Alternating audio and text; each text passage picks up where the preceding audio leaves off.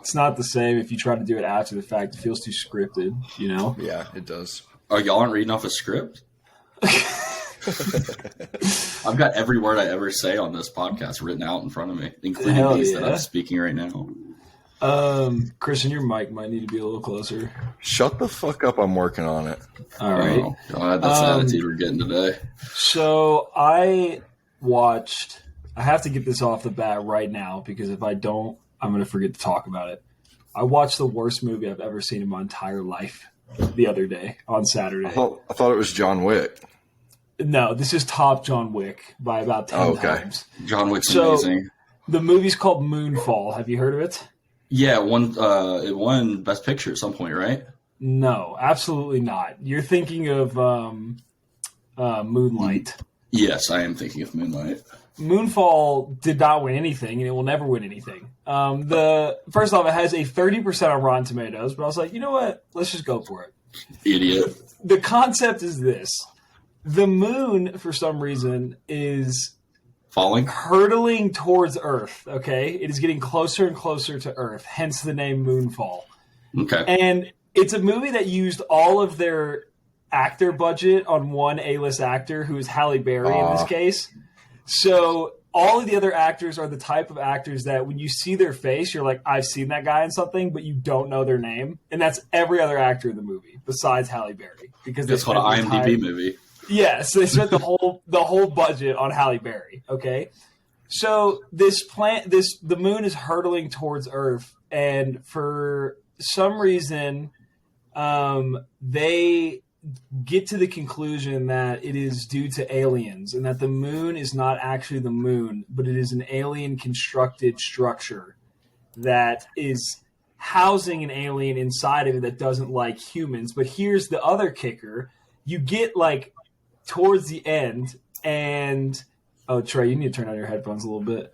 Use your deaf ass. You get towards the end, and you find out that not only is there one alien living inside of the moon, he's actually the bad alien. But the good aliens constructed the moon to protect humans from the bad aliens. So there's a little crisscross, a little twist. You learn there are two at war species of aliens. I'm not going to lie to you. The plot sounds kind of nice.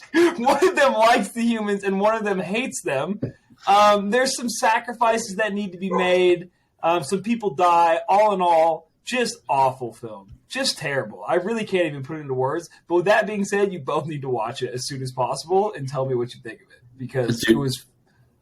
I'm not watching a movie that has a 30% on Rotten Tomatoes. Absolutely not. Not even if Halle Berry's in it? No. First off, she's 56. She looks like she's 30, which is kudos to her for that. They got all kinds of nutritionists and plastic surgeons, and it's not that impressive anymore. I mean, Jennifer Aniston's still impressive. Why is she impressive, but Halle Berry's not, Trey? You want to talk to us about why you think that? Oh, wait a second. Let's talk about that real quick. Why is it impressive when she... That's not how I meant it. I'm just saying. That may sway your opinion on that? I'm out. I'm done. So where's Blake is musically racist, Trey is just good old-fashioned regular racist. Hey, here's the deal. I'll just go get this out of the way. We got to cut that, for sure. You knew it was fucking coming.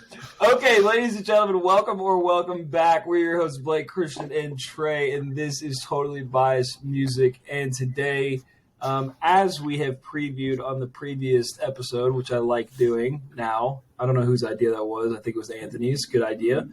We are talking about Get Rich or Die Trying by one 50 Cent. And you're going to have to wait a second while I try to pull up the Apple Music intro because I forgot to do it beforehand. You guys want to fill this dead air while I find this? Never mind, I found it. 50 Cent. Yeah, did he get rich or is he... Oh, sorry, you gave us a window and then you took it away. I'll see how this is. 50 Cent survived a near-fatal shooting in music industry exile before making one of hip-hop's most remarkable career turnarounds, signing with Dr. Dre and Eminem and releasing the biggest-selling album in 2003. After years of waiting in the wings... 50's ear for melody and sneering sense of humor had primed him for stardom. A gangster rap blockbuster with hooks to spare, Get Rich or Die Trying seamlessly mixes pop crossover smashes like Into Club with the harrowing autobiographical Many Men Wish Death and swaggering arrogant street rap anthems like Poor Little Rich. So, with that being said, I listen to this album all the time, so I'm not going to lead it off. Trey, upon re-listening, I'm sure you've heard it before. What'd you think? What were your initial thoughts? Of course I have heard it before, but I don't know if I've ever sat and listened to Get Rich or Die Trying front to back. And I know I definitely haven't sat and listened to it with a critical ear. But 50 Cent obviously was, super around when we were growing up with rap music and whatnot. Fucking phenomenal. You forget how many of his big hits are on this album and just how many of these songs were massive. I mean, I think there's 4 or 5 that are just, what you would consider almost rap staples, like 21 Questions, Many Men, obviously, What Up Gangsta, PIMP, Into Club, High All the Time's not a hit, but it is a really good song. So sorry, I forgot. That's on my top 3. We'll get there later. But yeah, really, really good. 50 Cent is somebody who I feel kind of gets overlooked a little bit from a critical perspective of hip hop, but definitely not commercially. 50 Cent is probably, I don't know what, top 10 grossing hip hop artists of all time, maybe top 20. I would imagine somewhere around there. Yeah, I'd have to look that one up. But yeah, really enjoyed it. Christian? Yeah, I was also I was never really cared.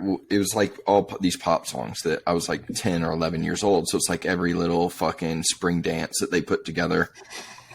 These are the tracks that the teacher said, that they probably shouldn't play. And then I'm somewhere in the back trying to break dance to them, ignoring every single female, which says so much about me now.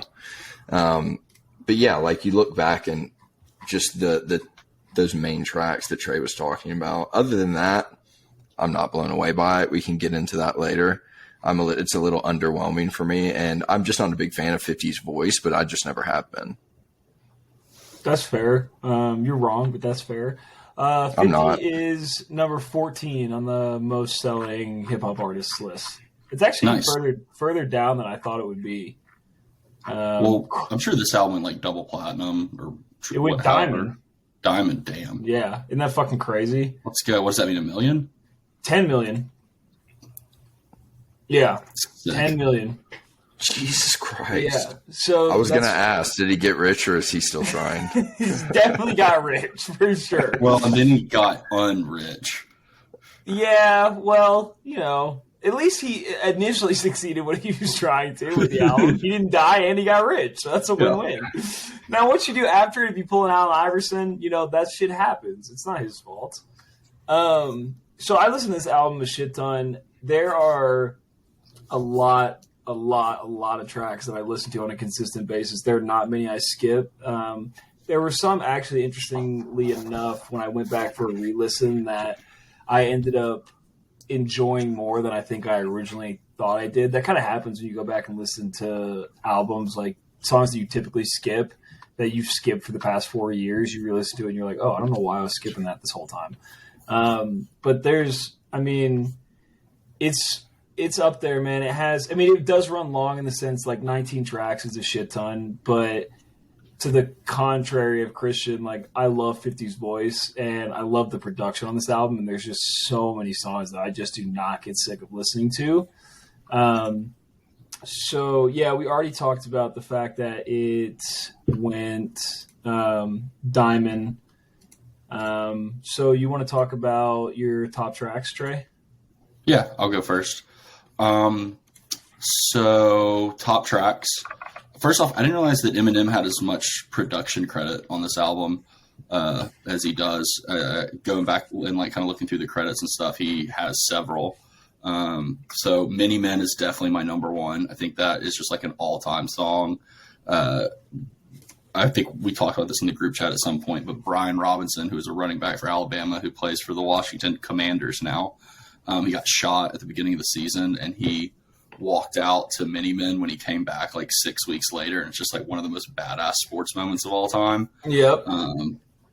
So I definitely think of that now. And Eminem helped produce that track. High All the Time is fucking awesome. That's my number 2.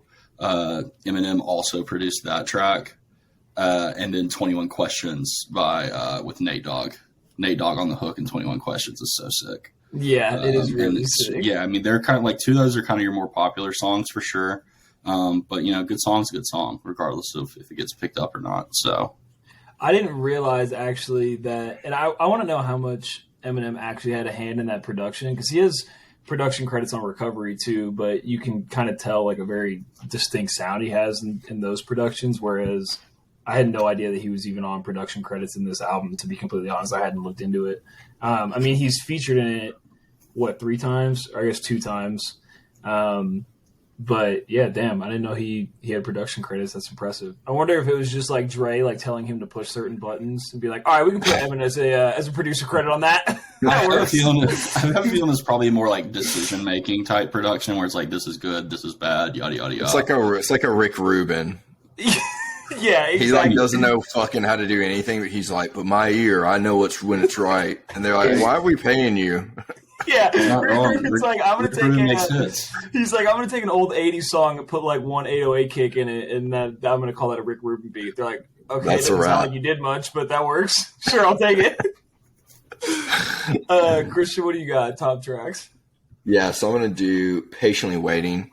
That was always one for me off of this album. I think even a little bit more so than Many Men, just because it was kind of at the time where I was getting into Eminem a little bit. So it was like, when you're getting into artists, I feel like those collaboration style tracks help you fall in love with them a little bit more. Many Men, number 2, like echoing what Trey said. I mean, fucking come on. Like that song is just pure motivation. And then I kind of have like wrapped into my number 3, just the classics like In the Club, PIMP, 21 Questions, just like from a nostalgic perspective. Is it PIMP that has that fucking like that like islandy steel drum? Is that what that is? It's just hysterical. It's fucking hilarious to me. Are you trying to play it, Blake?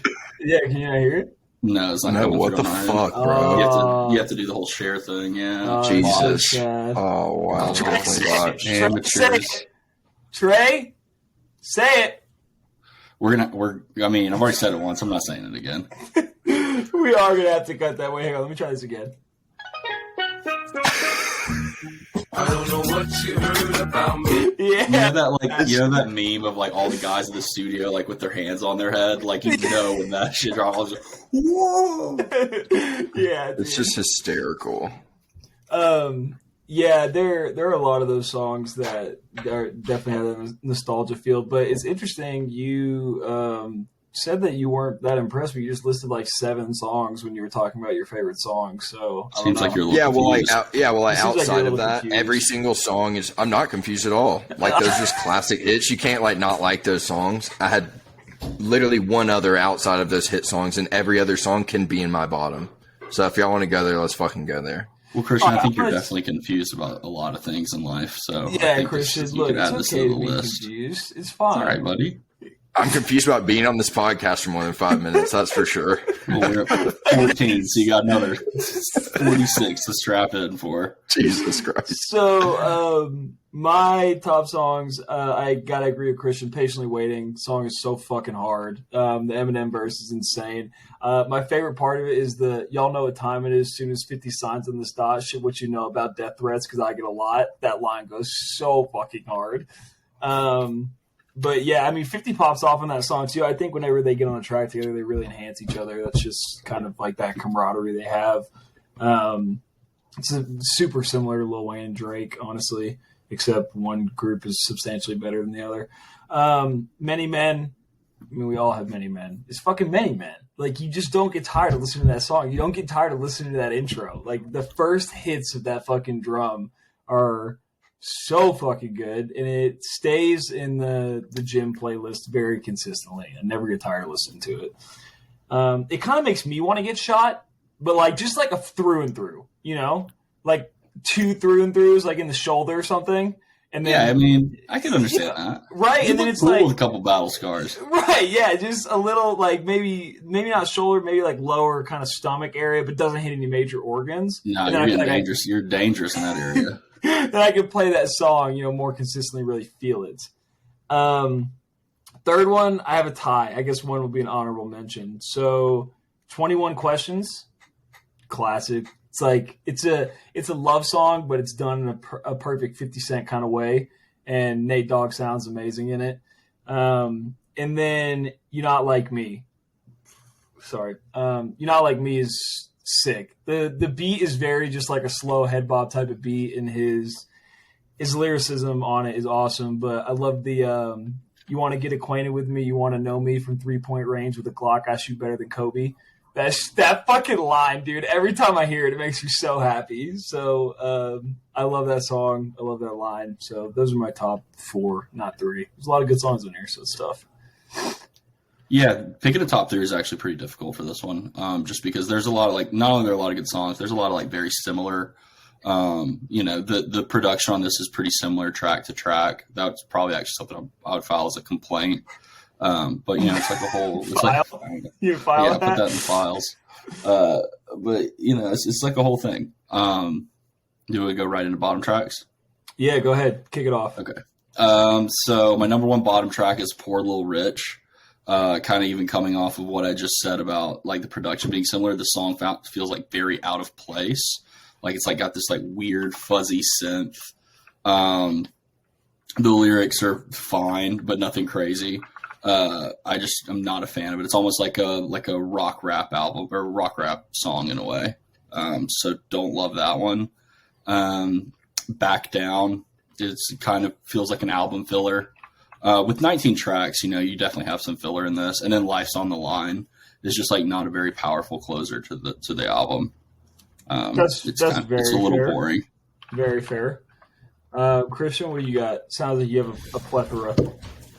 I mean, all of them other than the tracks that I mentioned from my top, but Heat is my number 1. There's a gun being cocked through the entirety of the track, and it makes me I'm losing my mind to it. I'm like, we get it, I think 1 or 2 would have been fine. Okay. He's packing heat. Yeah, man. The whole thing. I thought you should do that in the streets of Birmingham. You should understand that. Yeah, exactly. Poor Little Rich and Bloodhound, and then pretty much any other song on this album. Wow. The thing for me is from what you were saying, kind of from a production standpoint, it's just something that I hated with this. It all sounds like each track could have been in some fucking urban movie about a guy who makes it out or something, and it's just there's they all sound. Get Rich or Die Trying. I know this. I just mean outside of that, it's these it all just sounds just like this dramatic hip hop production that I just don't really enjoy. There's strings and stuff like that. For me, it just doesn't work. I don't know. So it's too good for you. No, it isn't. No, it isn't good. It's what people blast out in terms of mediocrity to mass public people in movies and fucking shitty commercials. So, all right. Bottom songs for me. Bloodhound. I also don't like Bloodhound. Just doesn't fucking do it for me at all. Like My Style. I mean, the Tony Yayo feature. Who? Why?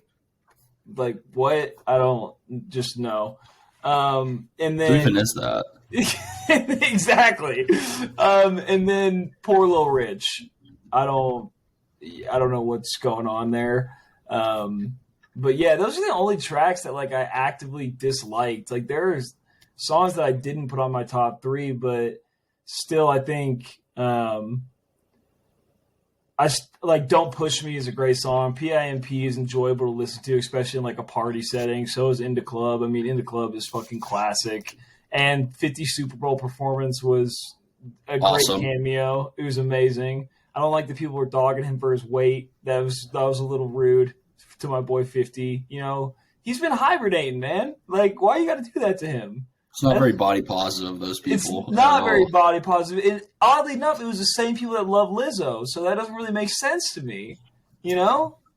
You know, Trey? I'm just not going to comment on that. I'm going to let that God, one dude. fly I by. wish people would let's just end the Lizzo thing for the love of God. It's just so annoying. Make it fucking stop. And you know what? It is classic, Trey, that he's not going to respond to that. Me and Christian knew that you weren't going to respond when we were going on that Lizzo rant. I knew you weren't going to engage because you're so soft now, man. I'm just not engaging, man. I'm just listen. You can have your opinions. 5,000 fucking. Okay, pounds. I'm just not participating in this conversation. All right. She's so ugly. I fuck Lizzo, man. I ride with Lizzo. I'm about Bro, Lizzo. shut the fuck up. No, you don't. Really not, though. Where was I going with this rant? Yeah, there's a lot of songs on here that I like, but those are the only three that I actively dislike. I just don't. I don't know. I don't really enjoy them. Just what it is. But I think as the whole, the album is fucking phenomenal. I think it's really good. So hard to disagree with Christian there. I think it was a weird transition. I mean, early 2000s hip hop was in a weird transitional phase. Like Eminem was the biggest hip hop artist on the planet, and he definitely has his hand in this, as we've talked about with the production and with the features. I think the features kind of drew people into this album.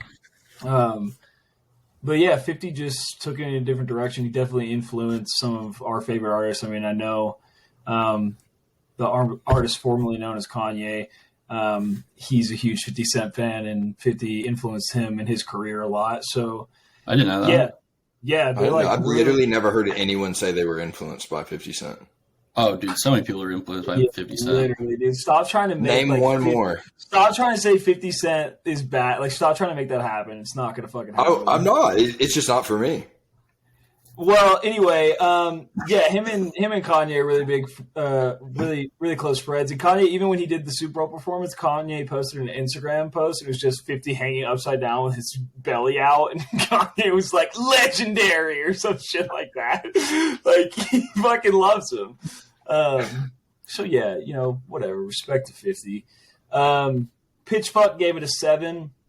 They said whether the motivation stemmed from a desire to transform our monsters into pets, a post-feminist need to latch, ... Which seems like it's not even a sentence. I don't know what kind of intro that is. Also, how is post-feminism even a thing in the early 2000s? Yeah. God, I hate these fucking fuckers. The feminist movement didn't even start until like 2 years ago. Really? That's when it kicked into overdrive, Well, yeah, we just started letting the 70s, but... No, we just started letting them vote last year. I don't think that's how that worked. And we don't actually even count those votes, for real. We don't count any votes. We steal the elections. Yeah, we just pick whoever we like, and we just go with it. Like, can you No, stop. Yep. Yeah. I don't know where that was going to go, but I know any direction it was going to go is not going to be a fucking good one. No. I don't know. There's a Hillary Clinton joke in there somewhere, but I couldn't form it quick enough. See, I never even would have thought that way, but here we are. So anyway, they talk about hip-hop's obsession with the gangsta, as they call it, has dominated the genre for more. Can you tell only white people work at Pitchfork? Dominated the genre for more than a decade. It's resulted in political pundits, many, it must be noted, with latently racist agendas, dismissing the entire culture as violent, misogynistic, and ultimately destructive. Stylistically, gangsta is a mesh of cinema verite, what the fuck, and action blockbusters where the grime and moral ambivalence of the crack trade clash with unmitigated bravado of playa anthems. At its best, gangsta delves into these contradictions, the pull between community and wealth, morality and survival, with a deftness and wit alternately charming and horrifying. And I think that's something that like 50 does really well. We talked about this before with Get Rich or Die Trying, or not Get Rich or Die Trying, sorry, with Ready to Die. But music that kind of takes you into the lifestyle of where somebody is at when they recorded this or prior to when they recorded it, like kind of what they had to go through in their life leading up to it.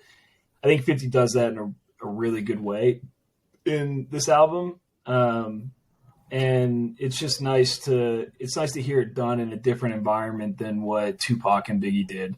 It kind of gives you a glimpse into a world that, I mean, Christian had a tough life, so he's familiar with it. But Right, yeah. I was not familiar with it, So it's nice to hear that. I think. Listen, life is about the struggle, and I was happy I made it out. I'm lucky to have. It is tough. It is tough. So yeah, 7, and then Rolling Stone gave it a 4 out of 5. By now, 50 Cent's coronation as the new king of hardcore hip hop is all but assured. Check his credentials. Years before the 8 Mile soundtrack introduced him to the world, 50 Cent established himself as one of the underground's best MCs, turning out dozens of bootlegs and mixtapes full of hilarious disses and first-rate freestyles. He was touted as the illest motherfucker in the world by none other than Eminem, who signed 50 Cent to his label for a reported $1 million. His songs have been all over MTV and the radio, and even casual pop fans are aware of the most arresting part of his biography, namely that his former hustler, crack dealer, and inmate has taken more bullets than most platinum-selling rappers have hits. Which is a cool opening paragraph. And you know what? I don't know if you guys know this, but 50 Cent was shot a lot. He was. Yep. I've heard that. He was shot many times. And there, quite frankly, are many men that want him dead. But he fucking made it out. And he got trying to take his life away. They're trying to take his life away, all right? So, respect to my boy 50. And I'm getting a little fucking heated reading this because I'm getting emotional about the trials and tribulations that he had to go through. And Christian's taking a big fat growler all over it. I'm not gonna lie to you. Like, I listened to this album and I was like ready to run through a fucking brick wall. Like, I was like that type of hyped up because this guy 50 got shot for us, dude. He basically is like Jesus. He literally didn't actually die. He is Jesus, but way harder. Way better. There's zero platinum tracks from Jesus. Last time I checked, by the fucking way. People try to take Jesus' life away, and they were successful in that endeavor. Okay. So I'm not trying to, compare 50 to Jesus or anything, but one of them made it out of their assassination attempts and one of them didn't. Okay. Now, respect to Jesus for coming back after the fact. That was pretty cool. I gotta give some props there. But he's no fucking 50 Cent. All right.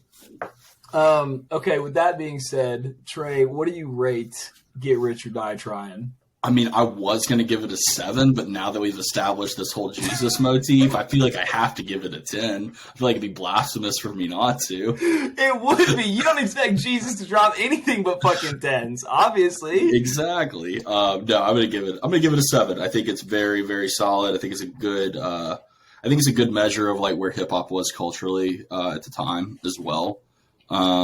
I think it's really cool that Eminem kind of did the same thing that Dr. Dre. I think that's a really cool storyline that like kind of goes through rap music in general with, like Birdman, Lil Wayne, Drake, Dre, Eminem, 50 Cent. I think that's, definitely something of note. And a lot of people are like waiting for this album when it came out just because of the hype of like having Dre and Eminem on something. So yeah, I give it a solid 7 for all of those reasons and more. Very nice. Another one, Jay-Z, Kanye West, Kid Cudi. Right. Yep. Another good one. A lot of different under the Kanye coaching umbrella, as they would say in the NFL. True. Thankfully, he didn't teach them too much about, kind of views on certain races and or like ethnic groups, things like that. Whatever, yeah. They kind of drew the line there, which I think was good. That's all right, good. It's good to have boundaries, Blake. Christian, what do you got? What's your rating? I'm going to give it a 6. Okay, at least it was. I thought it was going to be under 5, and I was going to be. That's 6 is solid. No. It definitely had its like impact at the time. Like just for me, it's not something that I like absolutely love, but I can recognize what it did and where it was at that time. Another good mentor tree here is Christian, me, you. And like here we are. Well, yeah, kinda. Yeah.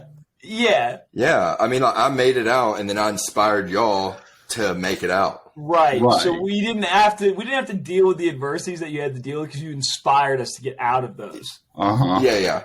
Now it is a little. You lived them through me. The dynamic is a little different because like I'm cooler than Trey, so like that doesn't make much sense, right? Like that progression doesn't make much sense. But like, I would disagree. But the teachings, like respectfully, they kind of went in the same direction. It's just like, look, sometimes the teacher You got becomes a this. I believe in student. you. There The you teacher go. becomes a student, you know? Uh-huh. And I think that's kind of what happened with us. So I think the student has a very faint grasp of the English language, but go ahead. it's still Give us your rating. it's still a very heartwarming story. I'm gonna give it an 8.5. I really love the vast majority of this album.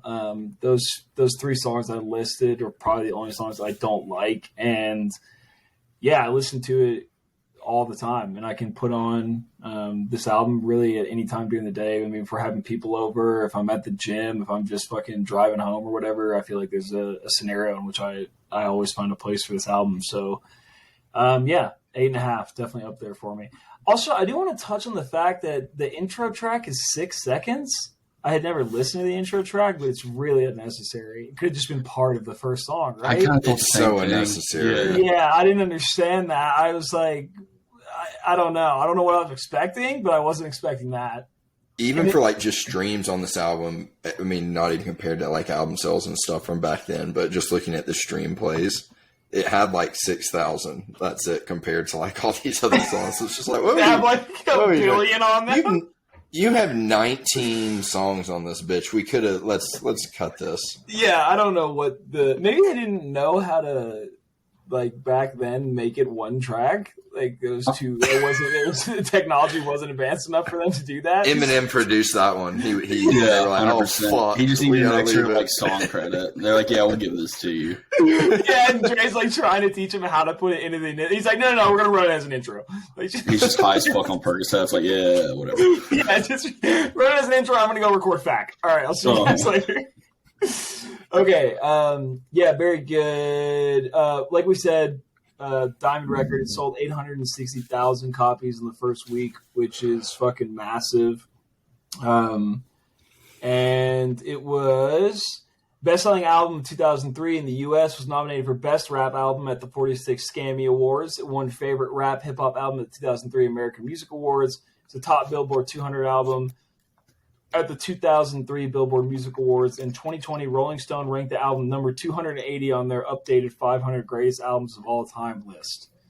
Should we just get together and get shit-faced and go through all 500 albums on the Rolling Stone Greatest 500 albums? 100%. Just a 3-hour podcast where we talk about every Yes. single one. That would be great. We're gonna be listening to a lot of Radiohead, bud. Hate to tell you. I think there's like 5 on there. Wait, did I send that Radiohead thing just to you, or did I send it to the group? The mistake in the thing you told me to fuck off when I sent it. It was like British fans left in anger after they cheer for 3-minute guitar tuning that they mistook for a Radiohead song. You didn't send that to me, but I've heard that before. Oh man! I like the tweet that I sent to y'all. It was like, if you've made it to your 30s and you're not a finance bro, a Radiohead guy, or a barista, then you won. Okay, that was Get Rich or Die Trying. Do you guys want to roll into some fucking rides or dies? Do we want to do rides or dies first? Or we want to talk about The Last of Us. Christian, did you watch the second episode? No, I only watched the first. We're still going to talk about it. He's just going to have to fucking deal with it. I literally don't care. I think it's okay. So First off, it's absolutely amazing. It's amazing how much they made this show look like the video game, and I kind of like am cursing my memory because I don't remember. It's been a long time since I played that game, so yeah, I it don't came out remember. 10 years ago. I don't even remember like the full plot, but like there's certain shots. Like there's a shot in the new episode where like Tessa, Joel, and what's the girl's name? Ellie. Are all like looking at that like museum thing, and like it's a shot for shot remake of the video game, which is cool. Yeah. I never like watched a movie or a show based on a video game that I actually played. Yeah, it was really fucking tight. I also think in that first episode, one of the most kind of nerve-wracking scenes I've seen in television in a long time is when she's in her neighbor's house, his daughter, and she's going through the DVDs, and the grandmother's doing that weird twitchy spaz out. bro. Has like a big old mouth open or whatever. Yeah. Yeah, that shit was fucking scary. Yeah. So the first episode, I mean, they nailed like the death scene of his daughter was like shot for shot with the game, and Pedro Pascal, is that his last name? Yeah. his acting has been fucking phenomenal. But yeah, there's just been some scenes in it that are so fucking unnerving, and they do HBO has just done a really good job of adding certain things. I think one of the top things I really enjoyed about it was so they're doing these cold opens that are not in the video game at all. They're just writing them into it. That fucking the very first scene of the show, when it's the doctors talking about how a fungal infection could cause something to happen, that scene is like, it's fucking brilliant. They do it so well. It's so nerve-wracking. Like, I love that scene. And in the second episode, when they do the doctor discovering the initial infected person and basically being like, the guy's like, what do we do? And bomb the city. Like, bomb the city. Like, there is nothing else to do. Like, that scene is the cold opens have been phenomenal. But I think Ellie does, whoever they cast as Ellie, I can't remember her name, Bella something. She's in Game of Thrones. Yeah, she's a little badass girl in Game of Thrones. Yeah. She's done a great job. You can't see her death scenes in Game of Thrones because it's way too dark. It's like the battle for Winterfell or whatever. Wait, she dies in that? Oh, yeah, she dies in that. The giant fucking kills her, right? Yeah. Fuck, and you're right. You literally couldn't see it. Yeah. You couldn't see it. Remember in the Game of Thrones, like the director, the lighting guy, did you see his tweet when everybody was bitching about that? And he was basically like, I know people's TVs. And he was like, I know the lighting's perfect because I shot it. Like, basically being like, I would never shoot something that was done incorrectly. Like all right, man, false, brother. Did though. It isn't though. Yeah. But yeah, in episode 2, they that scene where she gets infected, Trey, at the very end when the fucking runner comes up to her and sticks his little tendrils in her mouth. Why did she just accept that kiss? Because she was gonna die anyway. She was trying to fucking like get a last kiss with the fungi. I thought that was really strange. I'm not gonna lie. I was like, that's kind of weird. It wasn't like she just took it. The guy like forced himself on her. She was like, "Oh yeah, this is happening." Yeah. Well, because she like knew that if she resisted, that he was gonna kill her, and she was trying to blow up the building. You dumb dummy! Like, come on! I thought that was obvious. Trey was trying to think it through if he was turned on or not by it. That's all I didn't have to think it through. Trust me. He's like, I was like, that's nice. Yeah, I was like, that's cool. Kink unlocked. The fucking clicker scene, dude, when they're in the museum and they're going through the dark trying to avoid those clickers, that scene is perfect. It's fucking perfect. It's terrifying. It's nerve-wracking. The sounds are amazing. Everything about it, dude. It's a 10 out of 10. They fucking nailed the show so far. Yeah, and I hope that they continue to do as good as they've been doing. So I'm curious if they're going to wrap the whole first show or first game in the first season. I would think. They will. Probably. I think they will. So? Yeah, I mean they're already kind of moving at that pace. Like if you compare it to where you would be at in the game, it's about at the same pace. Yeah, except you don't die 40 billion fucking times trying to play it. Yeah, it's almost like little strange. They left out the scenes in The Last of Us where I die by a clicker 40 times when I'm trying to figure out my controller settings. Yeah. So shout out to The Last of Us. Really fucking good. If you haven't watched it and we didn't just spoil the entire thing for you, go watch it. It's really good. Okay. Rides or dies? Rides or dies, let's do it. All right, hang on. Let me figure out this sound thing first so I don't fuck it up again. Okay. I guess we'll just sit here. All right. So, first track is my track, Rockabye Baby by What the fuck is going on with my Spotify, man?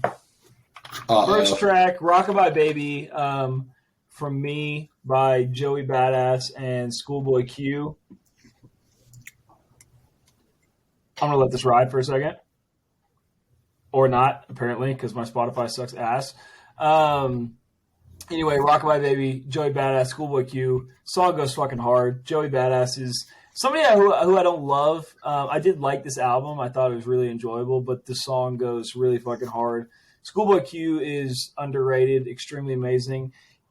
I also realized he loves talking about killing police. He talks about killing police in this song. Talks about killing police in multiple songs, but the the verse where he does it in this is pretty brutal, but it's really fucking good. So what'd you guys think? Well, first off, we definitely don't kink shame in this house, and we definitely don't kink shame about killing police. So shout out Schoolboy Q. I really like the song a lot. I didn't love this album when it came out. I remember because like Christian really likes Joey Badass. And that 1999 album is really, really good. So I was really excited for it when it came out, and I listened to it on an airplane. Not that has anything to do with the story, but It's it is not true. like watching a movie on an airplane. It's totally different, but I'm glad you brought that up. But I love the song. This is probably one of my favorites on the album. Schoolboy Q features always go hard, and I think him and Joey Badass's voices complement each other really well. Big facts. So I give it a rides. Nice. Christian? Yeah, I love Joey Badass. Mainly his like older stuff. Like this album I wasn't really, really big on, but out of this album, this is one of the tracks. I love Schoolboy Q as well. This fucking rods, that like how that fucking beat like opens up is just oof. Motherfucker's tough. And it's always sick. Like Schoolboy Q just has this voice that's fucking there's something about his voice that there's like real anger towards real killing real police in it. Yeah. It's great. Like he's very upset. Like he wants it fucking known that he's not okay with police officers. I do want to get to this one part of this song. Hang on. This part.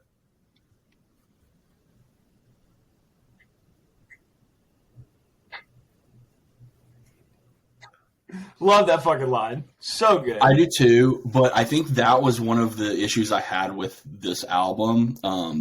Being a huge Trump fan. But it was a little on the nose, and it was like right when a lot of stuff was coming out about that. It was like, all right, like we get it. He sucks. I'm kind of tired of just hearing about it in every angle. Oh, you're too centrist for that. You're like, all right, guys, we're getting a little mean. Okay, let's remember he's a person too. I'm just like, why are we still talking about this? Can someone fucking do something about it? You know what I mean? But they're never going to. That's when you realize nobody has ever right. going to. Yeah. Okay, Christian? Yeah, I've been slightly just getting a little bit more, like each week I get a little bit more into Suicide Boys and artists that are similar to Suicide Boys for some reason. I don't know what's going on with me, really. I got to be honest with you. But some of their shit is just fucking really hard. So it's like perfect for in the gym or if you like are angrily driving around town or something. But this one was like a little different and pretty fucking dark. It has this like light sample from this. I don't know who the girl is that's in it that they're sampling, or maybe it's on the track or something. But it's just super sick, and it's just all really dark about like dying and committing suicide. Yeah. Do you drive around angry a lot? Oh yeah. He stays angry all the time. Yeah. What's going on, man? Do you want to stay after we end the recording? Do you want to stay and like talk a little bit? Like, no, I love it. I listen to Suicide Boys and then I'm good after. That's what they're there for.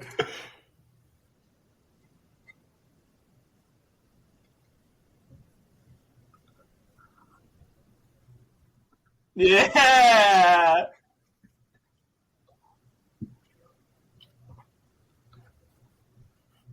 Oh my god! That is fucking sad boy shit, man. That's what I was sad for me. Like, says I hate it, love you faithfully. Run it to like 57 seconds.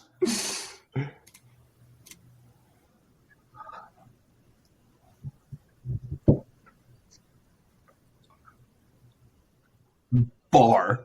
Drag you outside, let you rot. In the weather. Like, this song fucking rides. I, too, am slowly just starting to fall in love with Suicide Boys. What's going on? Is that the next progression? A house, then into Suicide Boys? Then into Suicide Boys. I think it's just the winter time. It's just dark outside and like rainy, and the sun goes down at 3 p.m. Don't remind me. Yeah, so I have also, I don't know, about a year ago probably, I started listening to Suicide Boys just like occasionally. Somebody sent me a playlist that was Suicide Boys hard shit only. It was all just fucking shit like that. And so I was listening to it in the gym or whatever. And I got a chance to see him at Bonnaroo when they played Southside Suicide, which I know I've sent you guys before.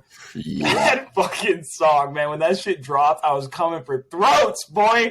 So it was a great fucking show, actually. Everybody I was with hated it, but I don't give a fuck. I thought it was cool. And I think this song rides. This song goes hard, and I will be listening to it tomorrow again. Fuck yeah. I'm glad. All right, Trey, what do you got? All right, so I sent y'all a song called Night Rider by Tom Misch, Yusef Daves, and Freddie Gibbs.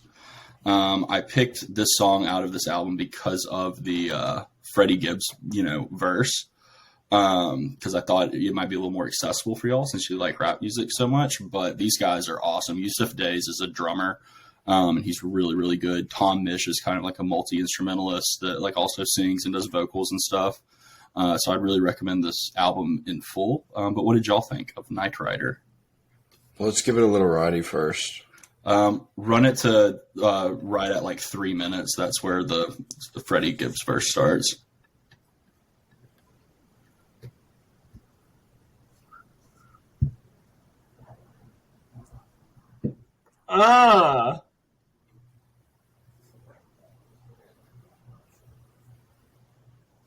Wait.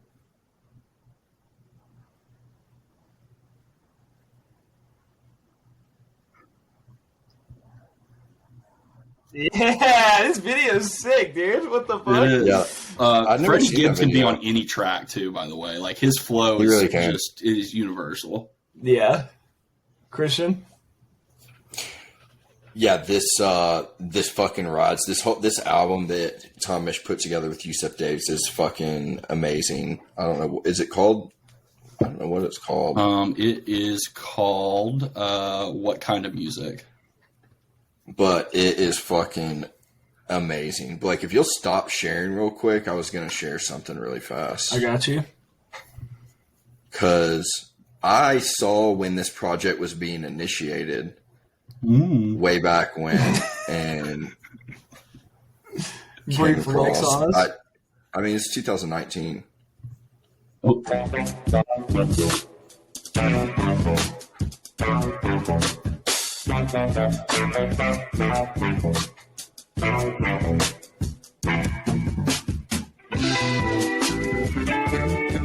But yeah, Nice. I wonder if So, Roca Palladino is related to Pino Palladino. Pino Palladino is the bassist in the John Mayer Trio. oh, Did you say Trino? no. Yeah, I did actually. I'm sorry. That's okay. But yeah, this song fucking rides. It's great. Yeah, hard agree. This song definitely rides. It's very summer evening. You're driving home on like a Saturday, right? Like you didn't have work that day, so you're already in a good mood, and you just went out. You had an amazing lunch, and you got a few beers, and then you're driving home after drinking 2 Modelo's. You got the windows down, and it's hot, but you're in Colorado and the sun has gone down, so it's not really hot. It's like 70s. You got the Sounds windows nice. down, and you're just cruising, listening to this song. It's the perfect environment for it, and it fucking rides. So good, rare rides or dies W for Trey. So nice job there. I was just going to talk about how we went 6 for 6 for everybody, but yeah, whatever. Fuck you. What do you mean 6 for 6? Everyone said rides for everybody's tracks. I don't know if that's happened before. Is that not 3 for 3?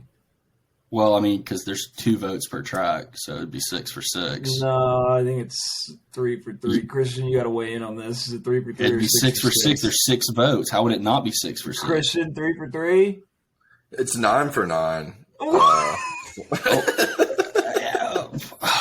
don't have time to get into logistics, but it's 9 for 9. All right, I You can't have to win with you trust fucking me. fuckers.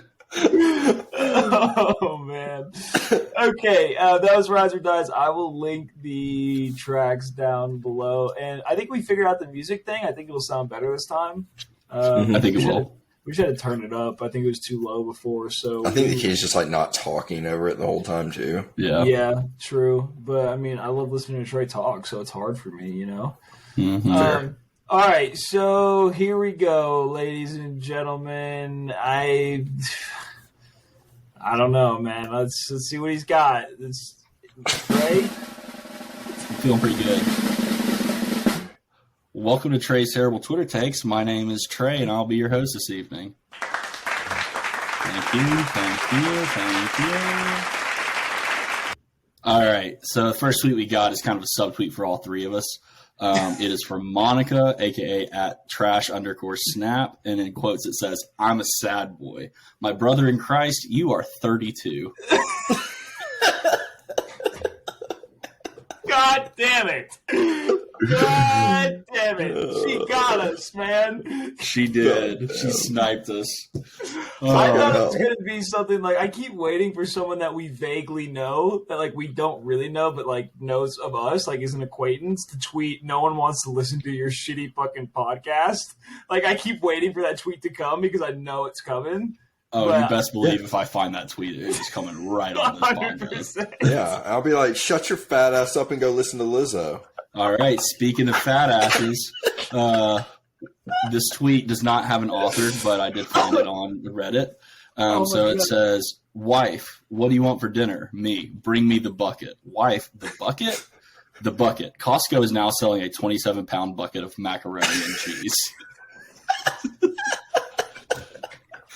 Bring me the bucket, woman. Yes. Bring me the bucket. Total John Goodman vibes. That's great. All right. This one also doesn't have an author, but I pulled it off of Reddit. So once again, it says, "Please be a surprise party. Please be a surprise party. Please be a surprise party. Please be a surprise party. Please be a surprise party. Please be a surprise party. Please be a surprise party. Please be a surprise party. This is an intervention." Fuck. I knew exactly where that was going. I feel like that's going to happen to every party I walk into.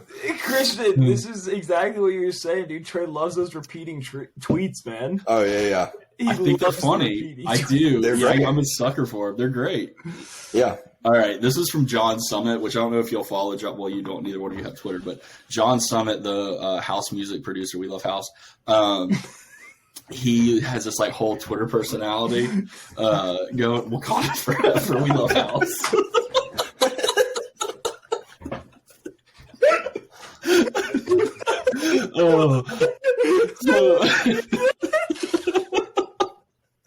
All right, so John Summit has this whole Twitter personality going on where he's just ridiculous. So he put out a tweet on January 20th. He said, "Rebranding my life. Rebranding from my life as a bender to my body as a temple. Me after eating one single salad."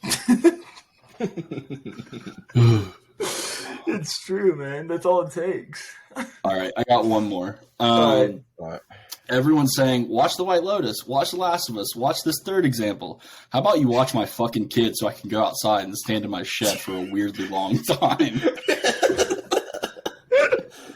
Dude, I can't wait to have kids and go stand in like the shed for just an odd amount of time. And just stand there and let your brain just shut down, like not even sit Yeah. down and Yeah. relax. And your baby mom was nothing. like, "What were you doing?" You're like, Like stand in the shed.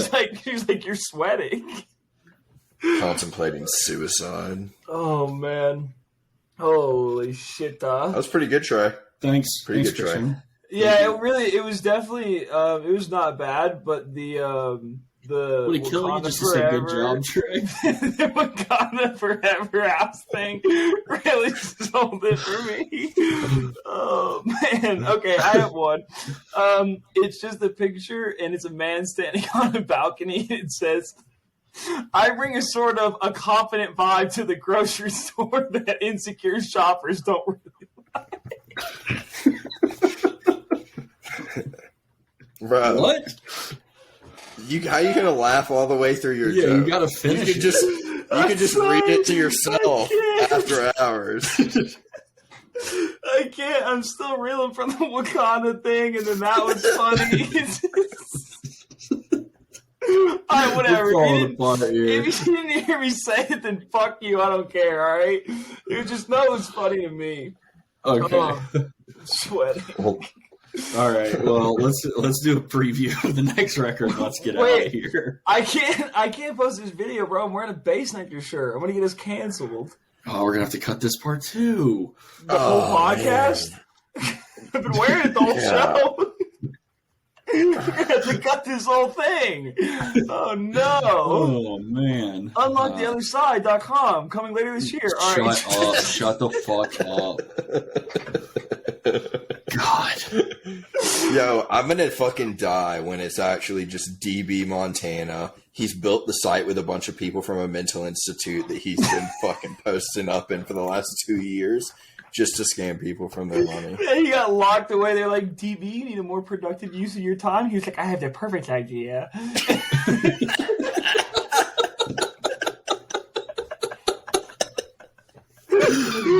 He just Exactly how he sounds. Can we get another sentence from him, please? I have the perfect way to escape this institution. He's like the more R-worded version of the Riddler. Like, that's who he is.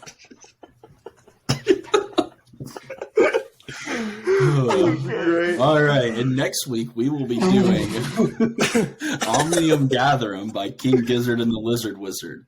Nice. Yeah, that I is. can get with that. It's going to be great. It's one of their 3 albums or 4 albums they put out last year. It's probably the best one in my opinion. Christian's going to bitch about it probably, but I think you'll really like it, Blake. So I like some have King faith. Gizzard, bro. What I the have fuck faith. are you talking about? I don't know. You're wearing a Find out. fucking beanie inside, bro. Don't tell me what I will and will not like. It's kind of chilly in here. Yeah, I'll turn the it's heat chilly in on. the house. I almost put a beanie on too today, actually. So I don't Yeah. like you're coming to Trey about that. Shut up, quite perfectly frankly. coiffed hair. Says the guy who yeah, perfectly yeah. decided to get onto this podcast wearing a Base Nectar t-shirt like a fucking moron. Okay. Yeah. Christian, look, we get you're insecure about your fake glasses and your hair gel, all right? But don't come at us about our fucking wardrobe choices, okay? Yeah, It's not fair. V-neck in 2023. Chill Yeah, out. seriously, how old are you? Did you just pop by the Forever 21 before you started recording? Fuck. They opened You're up a new literally buckle just down saying in things that Rhino. are. You're literally just saying that I look better than you. That I took care of myself and I take care of my eyes. I took care of my hair. I put on a nice V-cut shirt to show off my chest that I've been working on. While you're wearing a hat because you're balding. You have a fucking. I'm out. No. I'm out. I'm saying We're done. goodbye. I'm doing this. done. It's getting too mean. I just want to go and cry now. Yeah, seriously, I wanna don't go- listen to some Suicide Boys and fucking cry, lib. Trump won 2024. All right. Thanks for sticking around. This episode was a mess. I don't know what happened. We really fell apart at the end here, but we hope you enjoyed it, and we will see you a week from today. Yeah. All right. Bye. Bye. Bye, P-boys. Love you.